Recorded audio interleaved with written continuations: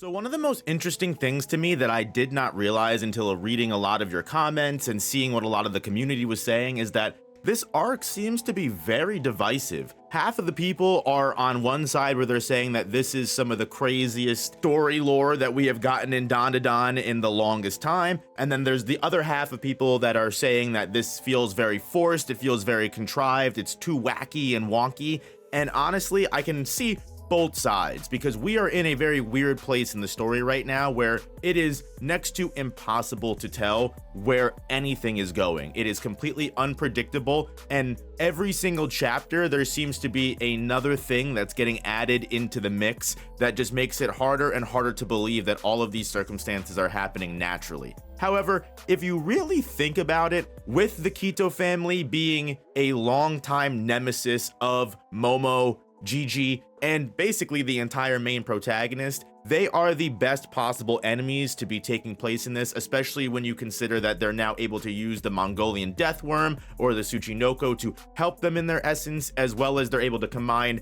Gigi's, Kamehameha spirit wave, as well as Momo's telekinesis to the point that Momo is literally fitting her entire hand through the Mongolian death worm's anus in order to help it fly, which is again a sentence that I never thought I would be uttering in my entire life, because this series is just this, the zaniness, the craziness, that all of this insanity is going on and you can't make any sense of it. You have to imagine, and you not only that, you have to give props to the characters that are just rolling with the punches here. The Kito family, the main protagonist, all of this is as confusing to them as it is to us. Maybe a little bit less for them because they've been dealing with yokai and supernatural entities, but it is just an insanity that is undescribable, and I think that is the pure essence of DanDaDan. Hey guys, real quick, if you want to support the channel, make sure you go down to gamersupps.gg/noop and get 10% off your nootropics and energy supplement fix, and we'll get back to the video. I mean, from the very beginning of this chapter,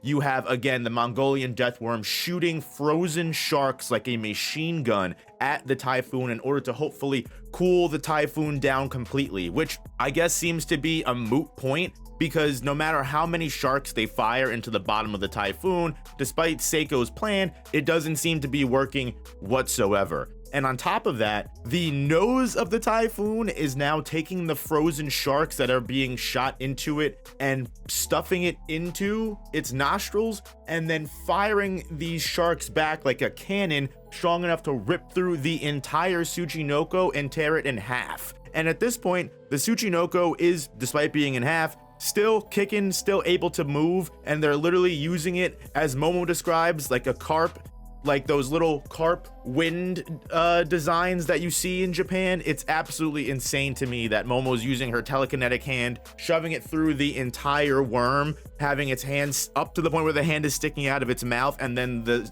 Nakikito is just guiding it with its horns. This started off as a simple knife fight in the sky, and I say simple almost comically because it is not comically at all. So in this grand chaotic situation where the Tsuchinoko is ripped in half, they're barely able to fly, they're separated from the entire plane, and now they are scaling overhead to everything. We see, in my opinion, one of the greatest pieces of art, and that's saying something because DanDaDan has some amazing art. This artwork of the giant eye in the sky, in the eye of the typhoon, is just, this is what I'm reading DanDaDan for. Not just the zaniness, not just the craziness and the wonkiness, but this beautiful art that Yuki Nobutatsu is able to mold and put together on screen. Because even though this entire situation does not make sense, there are some small character beats and moments in here that you can enjoy, even if you think all of this is just contrived nonsense. Because without a doubt,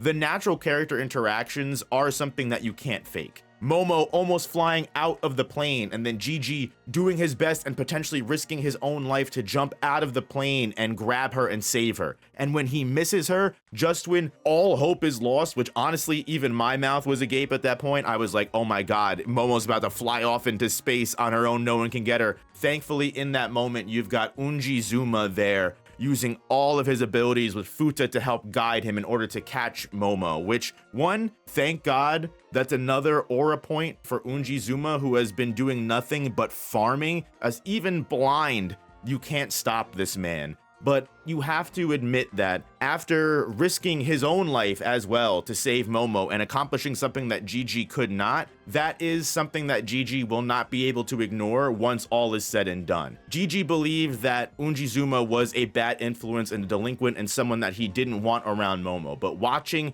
him risk his life just as he would have to save her is something that Gigi's not going to be able to ignore. So even though there is a bunch of craziness, the Quito family are trying to play telephone and they're saying the same things and then getting it repeated back to them, and then it's coming back up and it's coming back completely different, so they don't even know what they're talking about. It saying don't stop ends up becoming donut shop. The way that Yukinobu Tatsu is able to mix all of these different things going on into a single chapter, but still somehow have all of it come out to be a coherent story, is the best part about this. Whether you love it or hate it, again, I think just this little mini arc, this little battle alone is DanDaDan shining its brightest at what it does best. Just being weird, ultimately, at the end of the day, but still amongst the weird, having small little tiny moments of friendship, small little character interactions, funny, comical moments that don't even, if you want to say anything feels forced, you can't say the comedy feels forced, because the comedy just comes so easily, apparently, to Yukinobu Tatsu. The telephone game is just ridiculous.